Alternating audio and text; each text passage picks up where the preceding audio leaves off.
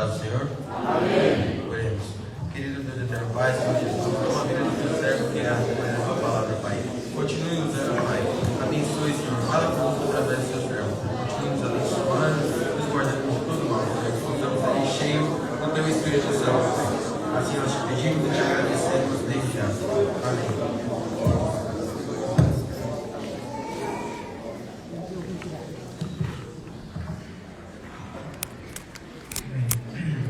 Salve a igreja com a paz do Senhor. Amém. Aproveitando que a igreja está de pé, vou pedir que os irmãos abram o texto bíblico do nosso texto tema. Primeiro livro das Crônicas, capítulo de número 29, versículo de número 11.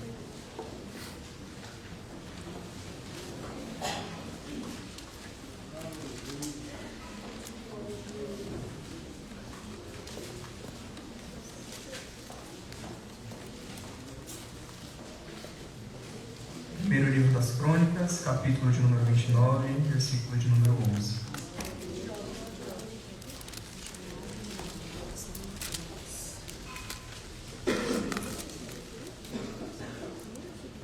Diz assim a palavra de Deus: Teu, Senhor, é o poder, a grandeza, a honra, a vitória e a majestade, porque Teu é tudo quanto há nos céus e na terra. Teu, Senhor, é o reino, e Tu te exaltaste por chefe sobre todos. Os irmãos podem se assentar. No primeiro momento, eu não poderia deixar de iniciar agradecendo o convite, agradecendo primeiro ao pastor Rivaldo, agradecendo também a liderança da Umadele local, que coincidência são meus pais. Glória! É motivo de muita gratidão. Aleluia, Deus! Poder estar aqui nessa noite com os irmãos.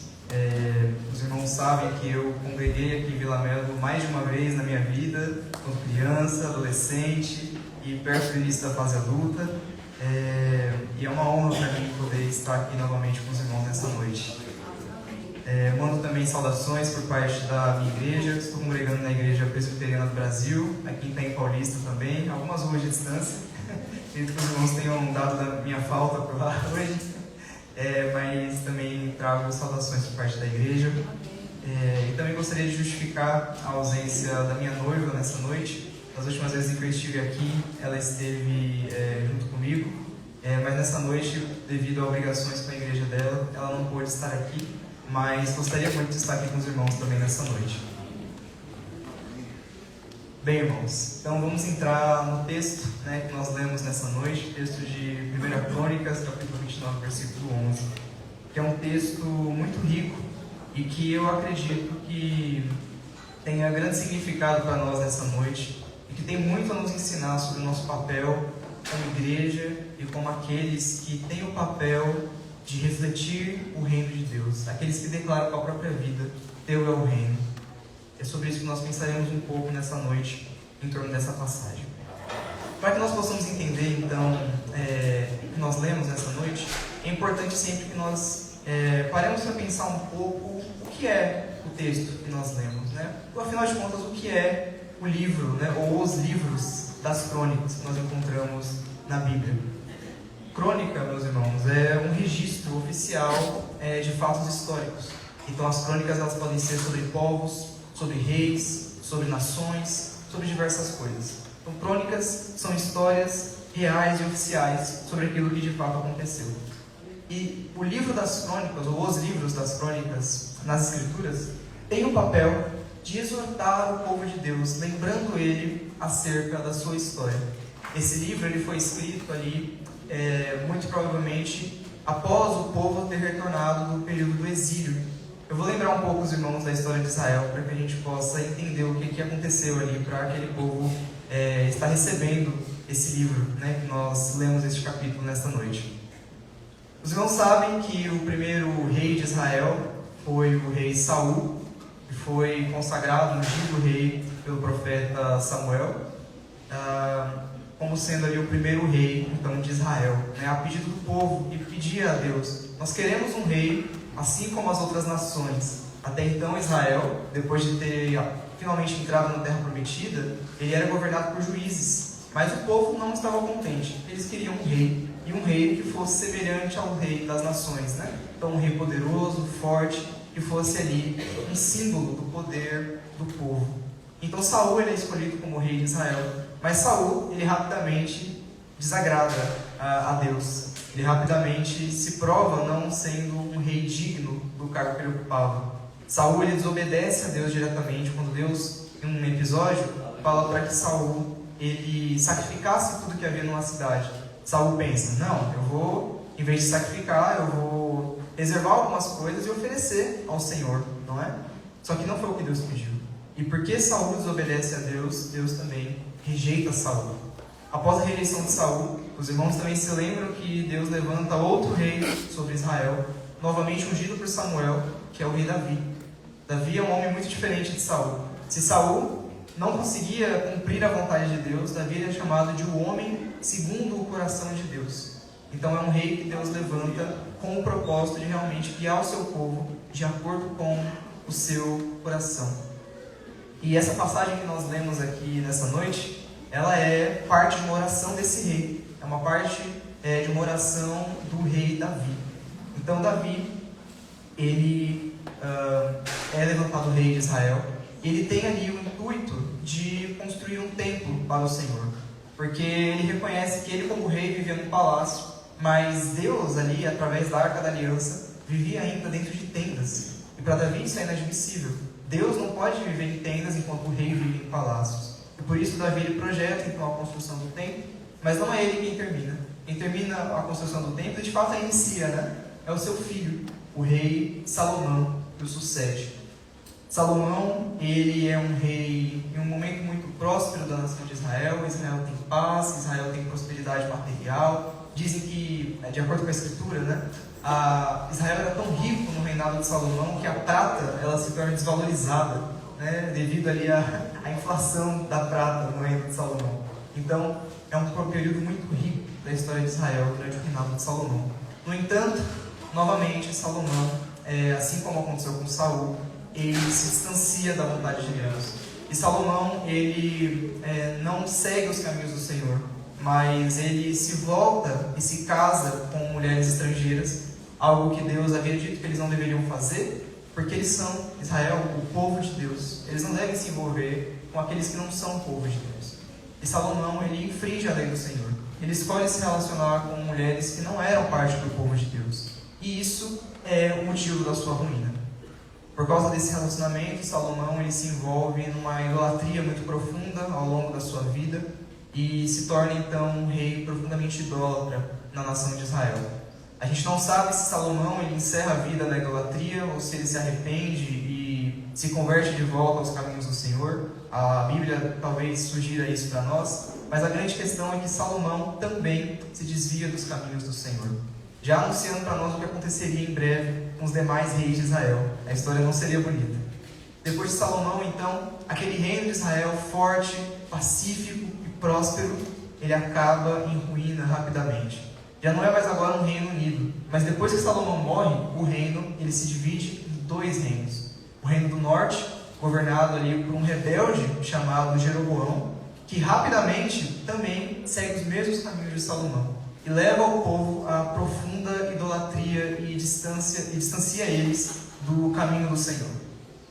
O reino do norte, o reino de Israel, como ele fica sendo chamado aí nas escrituras, ele é um reino marcado então por profunda idolatria, ali a partir do reinado de Jeroboão. Todos os reis que vão sucedendo ali a ele são reis profundamente idólatras. Os irmãos vão se lembrar, por exemplo, da história do rei Acabe, né, um rei muito famoso aí, que a gente ouve falar bastante. É um rei deste reino do norte que sucede ali a linhagem de Jeroboão. E ele marca então esse período como um período de idolatria ali naquele reino do norte. Então a gente vê novamente a idolatria entrando no povo de Deus. Esse reino do norte, por causa da sua profunda idolatria, ele não vai durar muito tempo. Depois de alguns séculos de existência, o reino do norte ele é completamente devastado e os seus habitantes são levados cativos pelo Império Assírio. O reino do sul, por outro lado, ele ainda permanece um pouco mais fiel do que o reino do norte. O reino do sul ele é chamado de reino de Judá na Bíblia. E o reino do sul ele tem uma característica muito particular, que os seus reis, eles são ainda da linhagem de Davi. Eles não são de uma linhagem rebelde como no Reino do Norte. Então o primeiro rei ali que sucede Salomão no Reino do Sul é o rei Roboão, que ali então o sucede como o rei de Judá. Em Judá ficava Jerusalém, que era onde estava o templo de Deus que Salomão construiu.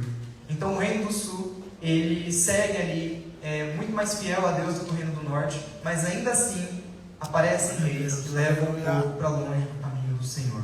Vários reis se sucedem ali, desviando o povo, levando o povo à profunda idolatria, ou muitas vezes um povo que não se preocupava com o pobre, com o órfão e com a viúva, que explorava os mais aflitos na sociedade. Os irmãos vão se lembrar também dos profetas que apareceram ali naquele reino, como o profeta Isaías, por exemplo, que denuncia constantemente como eles abandonavam os caminhos de Deus e como o juízo viria. E ele veio.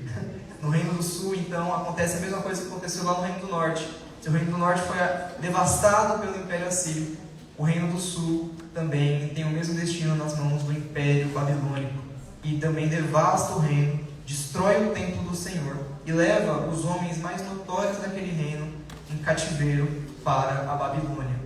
É aí que também nós temos a história, por exemplo, de Daniel, não é? Que é levado em cativeiro, vive ali no meio da Babilônia, mas não se contamina com os manjares do rei, com todas as ofertas que lhes são oferecidas. Pois bem, irmãos, então o povo está em cativeiro, lá na Babilônia, muito longe ali de Israel, muito longe de onde eles viviam, muito longe de Jerusalém.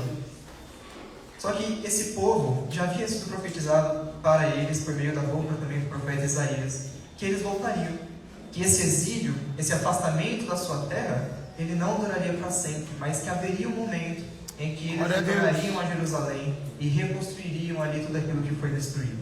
E é isso que acontece. O Império Babilônico, ele cai rapidamente e segue-se a ele um outro império, que é o Império Medo-Persa. E esse império, então, a partir de Ciro, o seu governante, concede aos judeus que eles voltem para a sua terra. Finalmente eles poderiam reconstruir aquilo que foi destruído. E eles poderiam agora começar de novo, do zero, aquilo que eles falharam em fazer em primeiro momento, que foi ser um povo santo e um povo que realmente representava a glória de Deus. E é aí que eles voltam do exílio, então. Eles voltam da Babilônia e vão em direção a Judá, em direção a Jerusalém, para agora voltar a ser ali o povo de Israel, o povo que foi escolhido por Deus para revelar a sua glória ao mundo. E eles retornam, reconstroem o templo.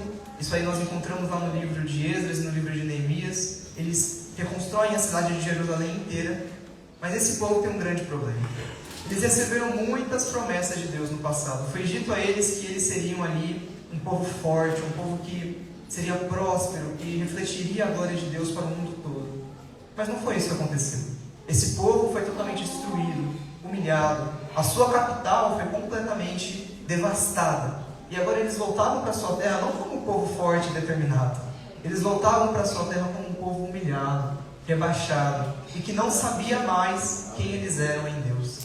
Esse é o Glória a Deus, aleluia! Israel. Esse é o estado dos judeus quando eles voltam então para a sua terra depois do exílio. E é para isso, meus irmãos, que os dois livros de Crônicas, eles são escritos. Eles são escritos para que esse povo que voltou do exílio, eles possam agora lembrar quem eles são em Deus. Qual é a história de Israel? O que Deus prometeu para eles no passado e onde eles falharam em cumprir isso? E agora, qual que é o papel deles ainda em Deus, tendo retornado para a sua terra? É isso que o escritor de Crônicas, que o cronista, ele pretende fazer quando ele escreve esse livro. Lembrar do povo aquilo que eles jamais deveriam ter esquecido. Lembrar do povo o seu papel dentro Glória a Deus, aleluia! Dentro do plano de Deus. Irmãos, e aí que entra essa passagem, então, em 1 Crônicas 29, que nós lemos aqui no versículo de número 11. O cronista ele está lembrando o povo de Judá, os judeus, acerca de como Davi, ele, como rei escolhido por Deus, ele pretendia construir ali um templo para o Senhor. Como ele pretendia construir um lugar para a habitação de Deus. Esse templo que Davi constrói, esse templo que Davi pretende construir, afinal não é ele que constrói, é Salomão, seu filho, mas esse templo que ele pretende construir, ele é para ser um lugar de misericórdia. É um lugar onde o povo tem certeza de que eles podem ir, oferecer sacrifício e ter certeza de que eles vão receber o perdão de Deus.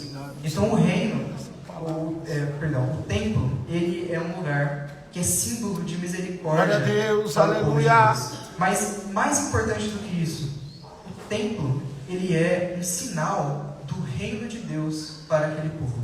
Veja só o que Davi, ele diz no começo do capítulo 29, no versículo de número 1. Eu estou lendo aqui na versão revista e atualizada, não sei se vai estar diferente da projeção, mas diz assim a palavra de Deus. Disse mais o rei Davi a toda a congregação: Salomão, meu filho, o único a quem Deus escolheu, ele é ainda moço e inexperiente. E esta obra é grande, porque o palácio não é para homens, mas para o Senhor Deus. Vejam só, Davi está falando da construção do templo, mas Davi não chama esse templo de templo. Ele diz a construção do palácio é uma obra grande. O que Davi está dizendo para nós é que esse templo não é só um lugar de adoração. Esse templo, ele é o palácio do Deus vivo. Ele está sendo construído para que Deus seja exaltado como o rei que ele realmente é. Glória a Deus, aleluia. É por isso que há inquietação em Davi. É por isso que ele olha para si e fala: eu moro em um palácio majestoso, mas Deus, ele não tem um lugar para si. Eu preciso construir um lugar majestoso para que Deus ele seja realmente reconhecido como o verdadeiro rei de Israel. Então é isso que Davi faz. Quando ele constrói, quando ele pretende construir esse templo, Davi ele está querendo dizer que Deus ele é o verdadeiro rei do povo de Israel. Essa é a sua intenção ao construir o templo. E é isso também que o cronista ele quer lembrar esse povo que voltou do exílio. Lembrem quem é o verdadeiro rei de vocês. Lembrem por que o templo foi construído. Não foi por qualquer motivo, mas foi para exaltar a Deus como o verdadeiro rei que é sobre vocês, sobre Israel. Aleluia. Irmãos, mas tem um problema. Glória a Deus. Apesar de Davi ter essa intenção de construir o templo para mostrar ali a majestade de Deus, para ser o local da sua habitação e para revelar que ele é o rei verdadeiro de Israel, existe um grande porém. Eu vou lembrar os irmãos de um outro episódio dentro das Escrituras. Os irmãos se lembram da história de Estevão, o primeiro mártir da igreja, né? O primeiro morto em nome de Cristo. O que acontece com Estevão? Ele está lá pregando o evangelho para o povo judeu, declarando as boas novas de Jesus Cristo. No entanto, ele é duramente perseguido e repreendido por difamadores que tentavam impedir que ele continuasse anunciando o reino de Deus através da pregação do evangelho. Vejam só o que acontece lá em Atos, capítulo de número 6. Glória a Deus, aleluia. Atos, capítulo 6, a partir do versículo de número 8.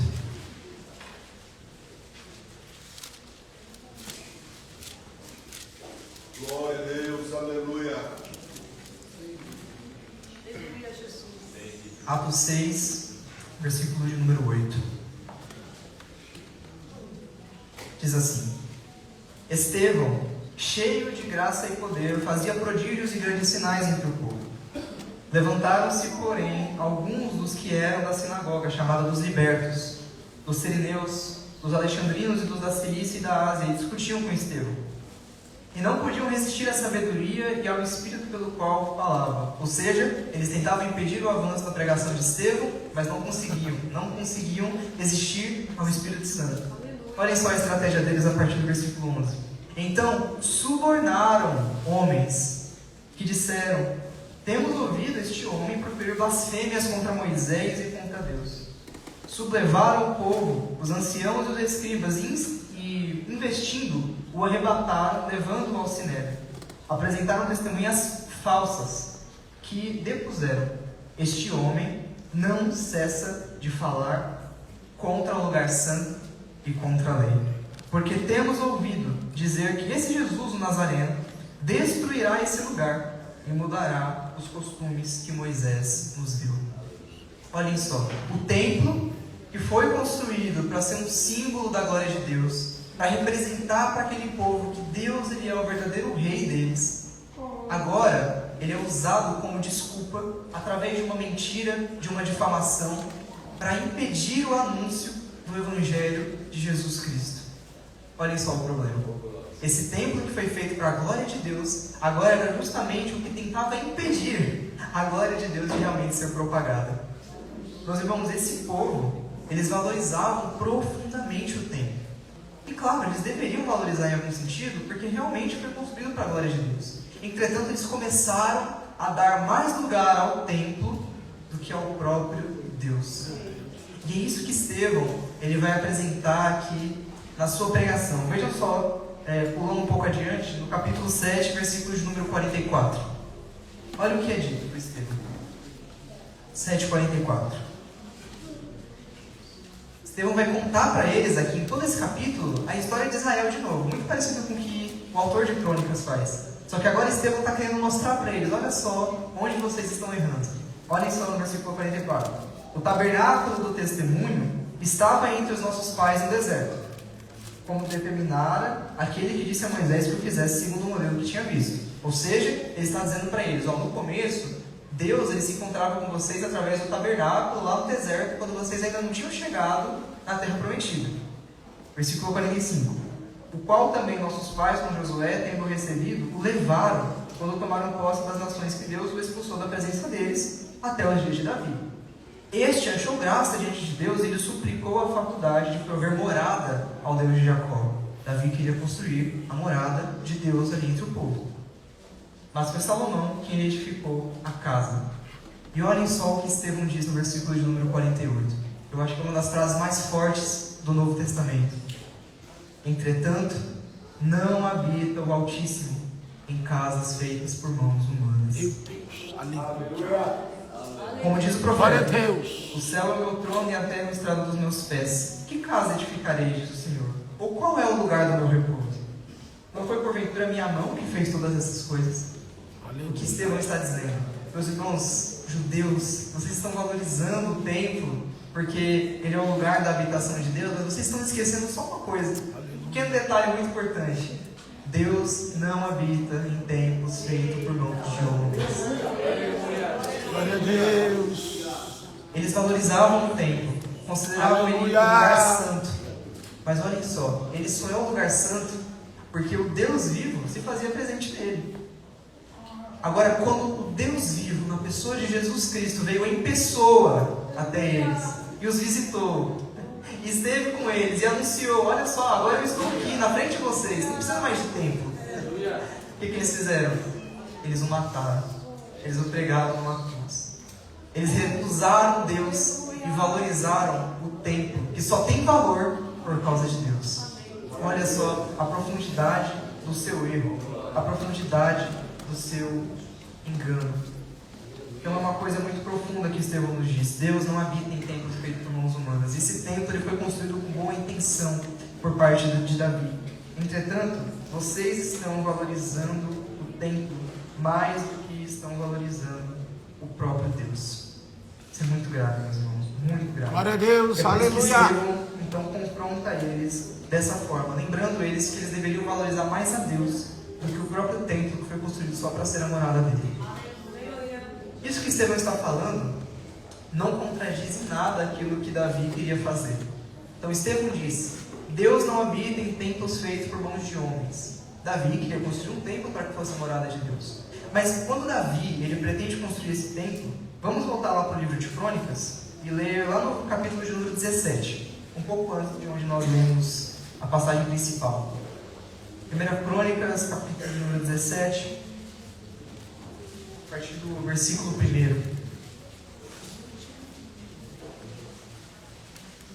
Aleluia, glória a Deus. Olhem só o que Davi diz quando ele pretende construir o templo para o Senhor.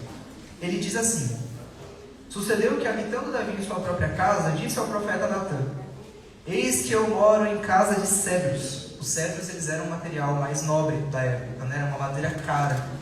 Eis que eu habito em uma casa de cedros, mas a arca da aliança do Senhor se acha numa tenda. Então Davi ele quer construir o templo para dar a honra devida ao Deus de Israel. Mas olha só como Deus responde a Davi lá no versículo de número 10. Vamos ler desde o versículo de número 9, tá? Deus responde assim para Davi: Preparei lugar para o meu povo de Israel e o plantarei para que habite no seu lugar e não mais seja perturbado. E jamais os filhos da perversidade o oprimam, como dantes. Desde o dia em que mandei, houvesse juízo sobre o meu povo, Israel. Porém, abati todos os seus inimigos e também fiz saber que o Senhor te edificará uma casa. Olha o que Deus está dizendo para Davi. Davi disse: Senhor, eu quero construir uma casa para o Senhor. Não é justo que o Senhor mora em tendas enquanto eu moro no palácio. Mas Deus olha para Davi, através do profeta Natan, e diz: Davi, não é você que vai construir uma casa para mim. Sou eu que vai construir uma casa para você. Glória a Deus, aleluia!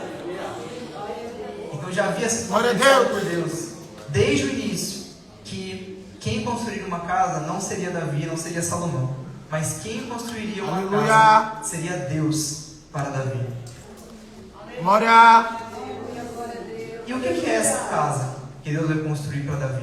Não é uma casa de mãos humanas também, como nós lemos. Mas é uma casa um pouco diferente. Olhem só a partir do versículo de número 11. Há de ser que quando os teus dias se cumprirem, e tiveres de ir para junto dos teus pais, ou seja, Davi, quando você falecer, então farei levantar depois de ti o teu descendente, que será dos teus filhos, e estabelecerei o teu reino. Esse me edificará a casa, e eu estabelecerei o seu trono para sempre. Eu lhe serei por pai, e ele me será por filho. A minha misericórdia não apartarei dele, como a retirei daquele que foi antes de ti. Mas o confirmarei na minha casa e no meu reino para sempre, e o seu trono será estabelecido para sempre. Então, quando Deus fala para Davi que ele vai construir uma casa para ele, o que Deus está dizendo é que ele vai dar a Davi uma descendência para sempre. De que Deus vai dar para Davi um lugar para sempre no trono do seu povo. É isso que Deus está dizendo para Davi. Quando nós lemos essa passagem, em primeiro momento a gente pensa em Salomão.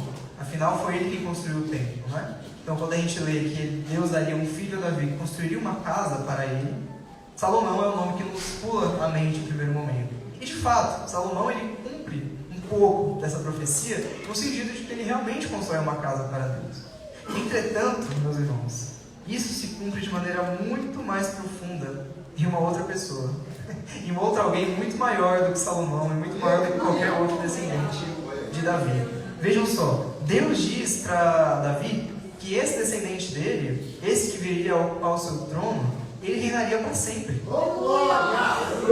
Mas Salomão não reina para sempre. Salomão tem um reinado muito próspero, mas ele morre e é enterrado junto com Davi, junto com seus antepassados. Então, Deus não pode estar falando só de Salomão nessa passagem. Ele tem que estar falando aqui de alguém um pouco maior do que Salomão. Vejam só o que o autor de Hebreus diz no capítulo de número 1 e versículo de número 5. Hebreus, capítulo 1, versículo de número 5.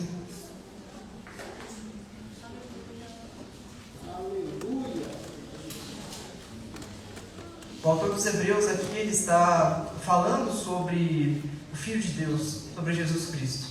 E olhem só como ele apresenta Jesus no versículo 5. Capítulo 1, versículo 5. Ele diz assim: pois a qual dos anjos Deus disse jamais: tu és o meu filho e hoje te gerei. E outra vez: eu lhe serei por pai e ele me será por filho. Os irmãos reconhecem essa passagem? Reconhecem essa frase? Eu lhe serei por pai e ele me será por filho? Será que não é a passagem de 1 Crônicas que nós acabamos de ler?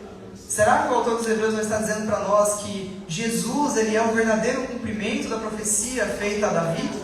Glória a Deus, aleluia! Que aquele que realmente vai ocupar o trono de Davi para todo sempre e construir uma casa para Deus não é Salomão, mas é Jesus Cristo, o Filho de Deus. Aleluia! Pois é, meus irmãos, Jesus Glória a Deus! ele é a resposta.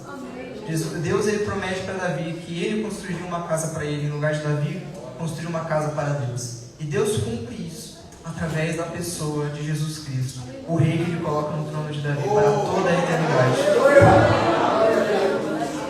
Glória a Deus, aleluia! Mas a gente ainda precisa responder algumas coisas, né?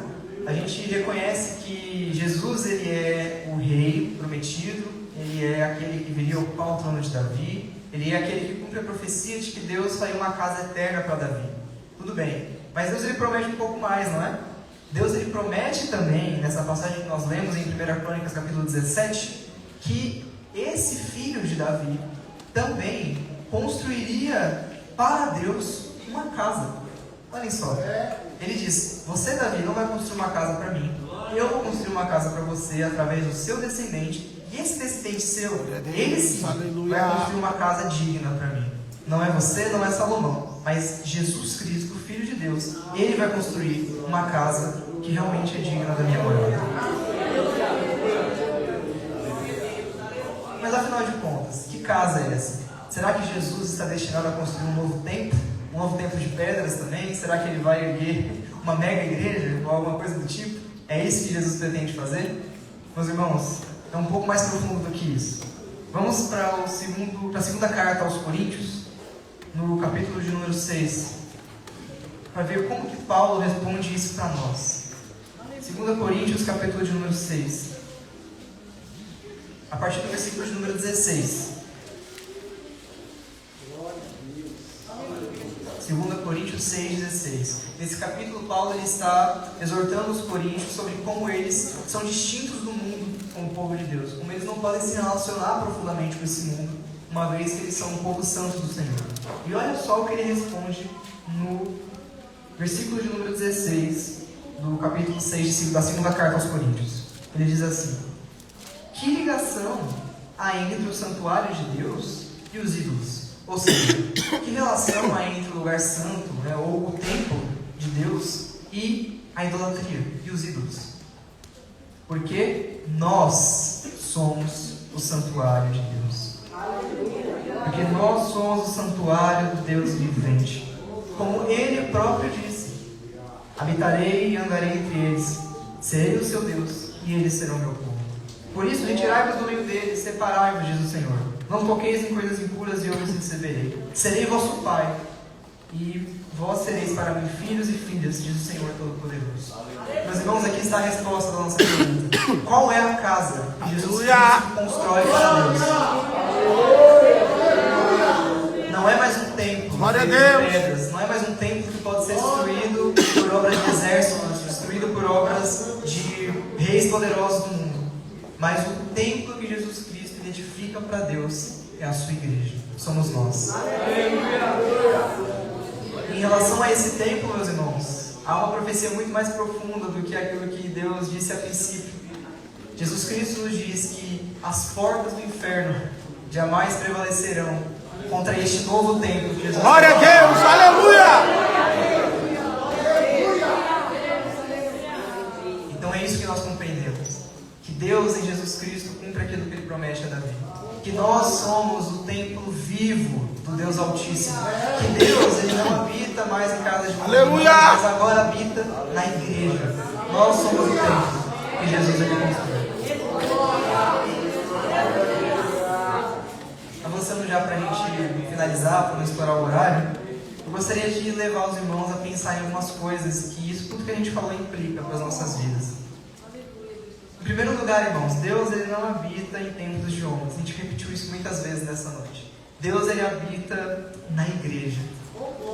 Isso é algo muito prático para nós. Vamos fazer um exercício muito simples. Deus Ele está aqui nessa noite, com certeza. É a promessa dele. Jesus disse que onde 2 ou 3 estariam reunidos no seu nome, Ele também estaria. Mas, irmãos, suponhamos que toda a igreja se retire para o lado de fora e fique no meio da rua. Onde que Deus está? Deus está aqui dentro ou Deus está na rua? Deus está na rua. Porque Deus Ele não habita nas paredes do templo. É maravilhoso que nós tenhamos templos para louvar o Deus vivo. É bom que nós tenhamos para fins de organização, fins de ordem, decência. Isso é ótimo, né? Imagine como que seria uma igreja sem templo. Seria uma vida muito difícil, né? Nossas reuniões dominicais, nossas reuniões de oração seriam uma dor de cabeça de organizar, não é? Mas nós devemos lembrar sempre que as paredes do templo, elas não conseguem conter o Deus vivo, mas que Deus está presente onde nós estamos presentes. Que Deus acompanhe a sua igreja, quer seja aqui, quer seja na rua, quer seja na casa de cada um dos irmãos que quando se reúnem no nome de Deus. Glória a Deus, aleluia! Presente. Nós precisamos lembrar disso. E é por isso, irmãos, olha só, que o culto, ele é um momento tão solene e tão digno de honra.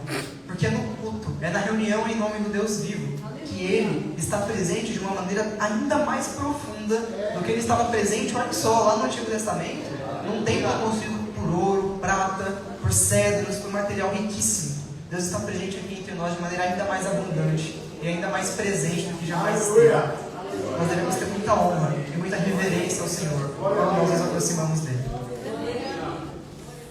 Em segundo lugar, meus irmãos, eu gostaria de levá-los a uma outra reflexão, lá no Salmo de número 23.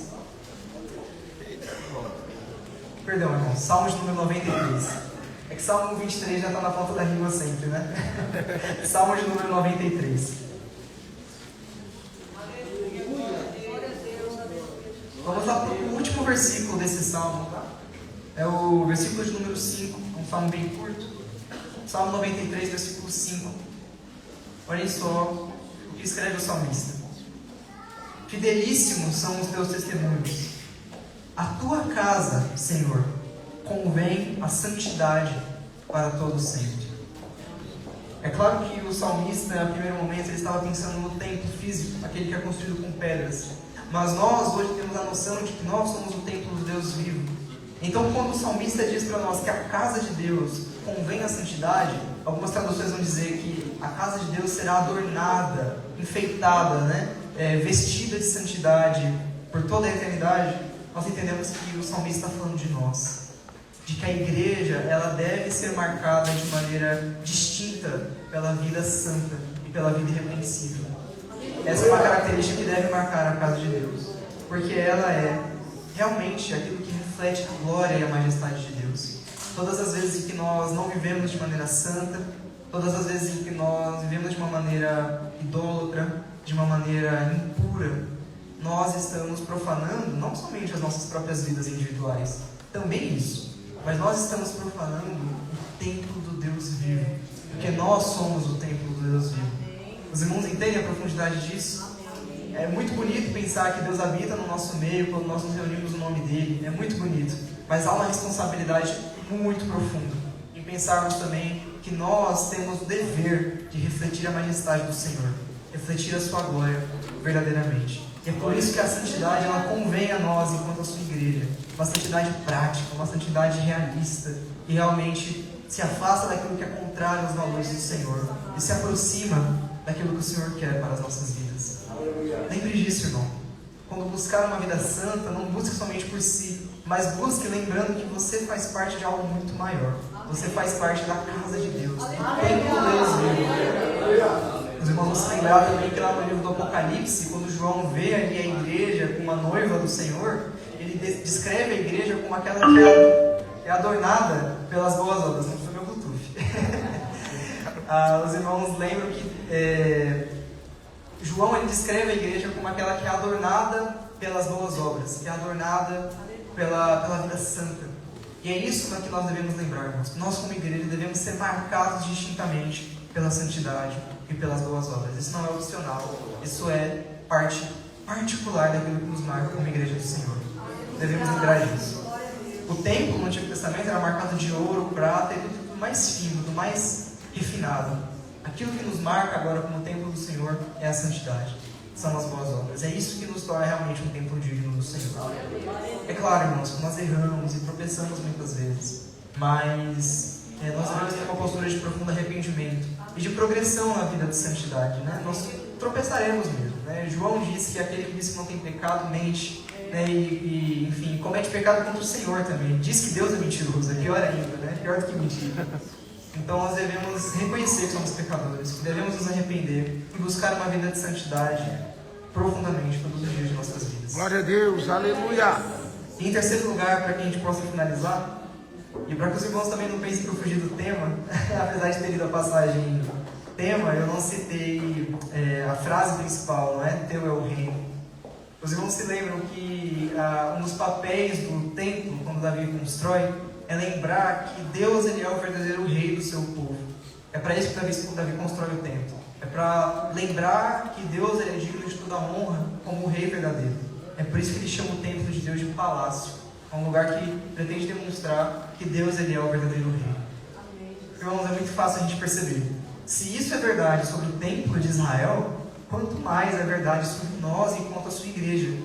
O nosso papel como templo do Deus vivo é que através da nossa vida, através da nossa adoração e através da nossa vida santa, nós realmente reflitamos essa realidade para que o mundo olhe para nós e reconheça: Teu é o reino. O reino verdadeiramente ele pertence a Deus. Quando nós somos reconhecidos como templo de Deus, é isso que nós estamos dizendo, que o nosso viver ele existe para dizer que Deus é rei, para dizer que o Senhor reina sobre as nossas vidas. E isso novamente é uma marca distinta da igreja, que deve ser uma parte inconfundível de nós como povo de Deus. Declararmos constantemente que o Senhor ele é o nosso verdadeiro rei. Mas nós muitas vezes erramos nisso, meus irmãos. Eu gostaria de exortar a igreja para que nós pensemos um pouco como muitas vezes a gente tropeça nessa questão. Algo muito delicado de falar, mas que eu me vejo obrigado a abordar, é como que muitas vezes pessoas dentro do povo de Deus, elas caem na idolatria, muitas vezes relacionada a personalidades, a políticos, como muitas vezes elevam pessoas que não deveriam estar nessa posição a um lugar de majestade, de rei, como se ele fosse a solução e aquele que traz realmente a resposta para todas as coisas. Meus irmãos, nada mais parecido com a idolatria de Israel do que essa postura da nossa parte. Nós não podemos colocar nenhum outro homem, se nem o rei Davi, nem Salomão em toda a sua glória era digno de ocupar essa posição, quem dirá qualquer homem nos nossos dias. Nós precisamos lembrar constantemente de que o único rei da igreja do Senhor é Jesus Cristo, e assim será para toda. Glória a Deus. Isso não pode ser relativizado no nosso meio. Nós precisamos lembrar disso eternamente, de que Ele é o único rei verdadeiro e o único rei que inclusive julga todos os homens, julga todas as autoridades, julga todas as pessoas debaixo do seu poder. Precisamos lembrar disso. Mas em segundo lugar, também dentro desse último ponto, irmãos, uma coisa que a gente precisa lembrar é que nós, como marca do reino de Deus e marca de que Deus ele é rei sobre nós, a gente precisa lembrar de uma coisa também. Quais são os valores do reino de Deus? Quais são os valores desse reino que o Senhor ele anuncia através de Jesus Cristo? É muito fácil nós perdermos um pouco essa mensagem. Em primeiro lugar, é claro, aquilo que nós já estamos acostumados. O evangelismo é uma marca desse reino. Ele precisa anunciar a salvação a todos os povos. Ele precisa anunciar a salvação a todas as pessoas. Então, nosso papel como igreja, em primeiro lugar, é anunciar a salvação em Jesus Cristo a todos. Nós devemos ter isso como um dever inquestionável na nossa comunidade como cristãos. Nós não devemos abrir mão disso em nenhum momento, mas pregar a todo instante, a tempo e a fora de tempo, anunciando verdadeiramente o reino de Deus. Sei que muitas vezes nós falhamos nisso no nosso dia a dia e é um pecado de todos nós, né? Eu confesso, é algo que eu também erro, né? Muitas vezes a gente falha na nossa oportunidade de anunciar o reino. Mas nós precisamos nos lembrar todos os dias, acordar todos os dias, lembrando que nós temos esse dever constante sobre as nossas vidas. Anunciar a salvação ao perdido, anunciar aquele que está no pecado, que ele deve se converter a Jesus Cristo como seu Salvador. Mas há uma outra característica do reino de Deus também, que eu gostaria de chamar a atenção aos irmãos, e com esse último ponto eu já finalizo. Irmãos, o reino de Deus é marcado pela misericórdia. Pois Glória! Além da declaração de que há salvação para o pecador em Jesus Cristo, Jesus também no seu ministério terreno, vejam só, ele estende a mão para o aflito. Isso não pode também ser opcional para nós como igreja. Estender a mão ao aflito, ajudar o necessitado, ter sensibilidade àquele que sofre, tem que ser uma marca indistinta da igreja. Isso deve fazer parte de nós. Gostaria de te levar a reflexão sobre isso, meu irmão. Muitas vezes, por exemplo, nós temos o desejo de enriquecer, temos o desejo de crescer o nosso patrimônio, crescer a nossa renda, e há motivos muito justos para isso, não é? Há motivos muito decentes para querermos ter uma renda maior. Mas muitas vezes nós fazemos isso por puro egoísmo. Essa é a mais pura verdade. Nós queremos enriquecer, queremos prosperar simplesmente para gastar, como o apóstolo Tiago nos diz, com os nossos próprios interesses, não é? Às vezes nós ajoelhamos pedindo pela provisão de Deus, não para aquilo que é bom, mas simplesmente pela nossa própria vontade. E muitas vezes não recebemos, inclusive por isso, não é o que o Tiago nos ensina? Não recebemos porque pedimos mal, para gastar com os nossos próprios prazeres. Meu irmão, por que não queima no nosso coração o desejo de enriquecer para que nós sejamos mais generosos, por exemplo? Por que ninguém levanta pensando, nossa, eu quero muito ter uma renda maior para que eu possa ajudar mais os pobres? Pois é. É uma coisa que deveria arder muito mais no nosso coração. É uma coisa que deveria nos mover muito mais em relação a essa questão. Deveríamos Glória a pensar Deus, aleluia. nisso, não é? Deveríamos nos incomodar um pouco. Irmãos, eu gostaria de fazê-los pensar sobre isso. Não sei se os irmãos já pararam para refletir, mas essa vida é a sua única oportunidade de ajudar o pobre e o aflito. É a única oportunidade. Quando Cristo voltar e nós estivermos na Nova Jerusalém, não tem pobre, não tem aflito, não tem necessitado, não tem ninguém para você perdoar no céu, não tem ninguém para você socorrer na Nova Jerusalém. A única oportunidade da sua vida de juntar tesouros no céu nesse sentido é agora. É agora, é para ontem, não é uma coisa que você pode adiar. Glória a Deus! Uma possibilidade para a sua vida, mas é algo que deve ser algo, uma prioridade Aleluia! na sua vida. Tem que ser realmente algo que faz você pensar todos os dias, meus irmãos. E hoje, principalmente, não é? Nós temos tantas formas de ajudar. Nós vemos uma época em que o auxílio ao necessitado é tão fácil. Antes, você precisava ir direto na pessoa, muitas vezes, né? Entregar na mão dela. Tinha toda uma logística muito mais difícil. E não que isso tudo não seja necessário ainda. Mas muitas vezes, hoje, com apenas um clique, nós conseguimos ajudar uma pessoa do outro lado do mundo. Com apenas um clique, nós conseguimos uma quantia que às vezes é irrisória para nós. Conseguir ajudar o aflito e o necessitado com algo que para ele vai significar muito, mas que para nós é muito pequeno. Gostaria de mover os irmãos a pensar nisso também. De maneira mais prática, por exemplo, né? Nesse domingo próximo, internacionalmente, vai ser lembrado o Domingo da Igreja Perseguida. Né? É uma data que ela é promovida pela Missão Portas Abertas, que a maioria dos irmãos conhece, e que tende a mover pessoas a se envolverem com a causa do cristão perseguido, com as suas finanças, com as suas orações. Meu irmão, por que não? Por que não? Por que não juntar essas boas obras para a sua vida? Não para a sua salvação, porque você já é salvo em Cristo, mas para fazer avançar o reino de Deus de acordo com aquilo que Ele disse que é marca do seu reino. O auxílio ao pobre e ao necessitado. É uma coisa importante de nós pensarmos.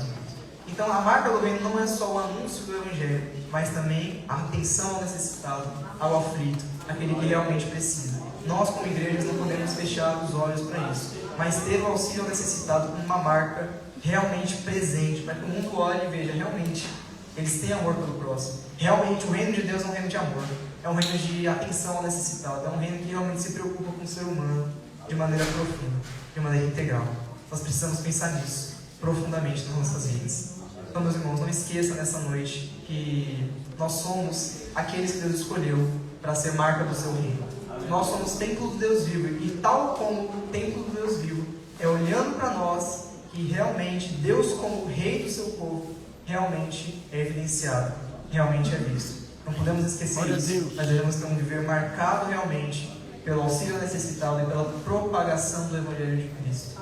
E todas as vezes em que nós dissermos ao Senhor, teu é o reino, precisamos realmente dizer isso de maneira proposital. Realmente, Senhor, reconhecemos que o Senhor é o verdadeiro rei. Reconhecemos, assim como no Pai Nosso, Glória a Deus, aleluia. teu é o reino, o pão também é nosso. Então também devo ter atenção àquele que precisa, àquele que é necessitado.